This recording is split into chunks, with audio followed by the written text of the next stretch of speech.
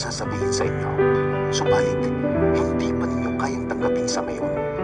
Ngunit pagdating ng Espiritu ng katotohanan, papatnubayan niya kayo sa buong katotohanan, sapagkat ang sasabihin niya ay hindi mula sa kanyang sarili, kundi ang kanyang narinig, at ipahahayag niya sa inyo ang mga mangyayari sa hinaharap.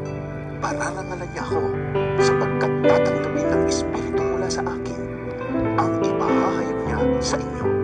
Ang lahat ng sa Ama ay sa akin